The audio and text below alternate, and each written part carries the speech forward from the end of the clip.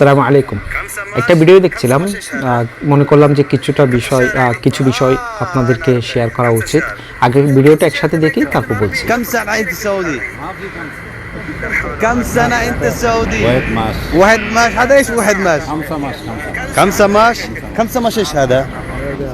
خمسة আচ্ছা, شهرين. ভিডিওটিতে বলা হচ্ছে প্রথমেই খামসা শাহ। খামসা খামসা যে জিনিসটা, সেটা হচ্ছে আমরা যদি বলি দক্ষিণ এশিয়ান একটা খামসা, যেটা প্রকৃত অর্থ হবে কিন্তু খামসা, খ দিয়ে আল হরফ আর আরবি হরফ খ দিয়ে উচ্চারণ করতে হবে। সেই জায়গায় আমরা খামসা, কামসা, কামসিন, কামসিন এই শব্দগুলো বলে থাকি। তো এগুলো মোটেও বলা উচিত না, বলতে হবে বিল হরফ খ, খামসা, খামসা।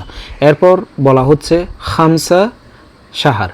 আমরা কখনো সাহার বলবো না, কারণ হচ্ছে সাহার জিনিসটা এমন হচ্ছে শুধুমাত্র মাস অথবা এক মাসের ক্ষেত্রে সাহার শব্দটা আমরা ইউজ করব, ঠিক আছে? যদি এমন হয় এক মাস সাহার অথবা সাহার ওয়াহেদ, যদি প্রেক্ষাপট হিসেবে যদি বলতেই হয় যে একটা একদম চিহ্নিত করার জন্য সাহার ওয়াহেদ বলবো, আর নয়তো শুধু সাহার। আর যদি 2 মাস হয় সেক্ষেত্রে বলবো হচ্ছে সাহারেন। আর যদি 2 মাসের বেশি হয় তাহলে সেক্ষেত্রে আমরা যে সাহার হয় সেটাকে শুহুর, বহুবচনে শুহুর বলার চেষ্টা করব। যেমনটা হচ্ছে উনি যেভাবে বললো যে খামসা কামসা সাহার, খামসা তো মোটেও না, তাহলে সেক্ষেত্রে আমরা বলবো হচ্ছে খামসা শুহুর।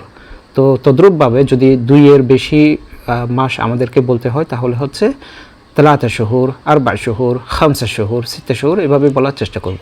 এই বিষয়টা নিয়ে দিন, সপ্তাহ, মাস এবং বছর নিয়ে এই দিনগুলোকে কিভাবে বলতে হয় সেই বিষয়টা নিয়ে বিস্তারিত ভিডিও নিয়ে আসছি ইনশাআল্লাহ শীঘ্রই, সাথেই থাকবেন।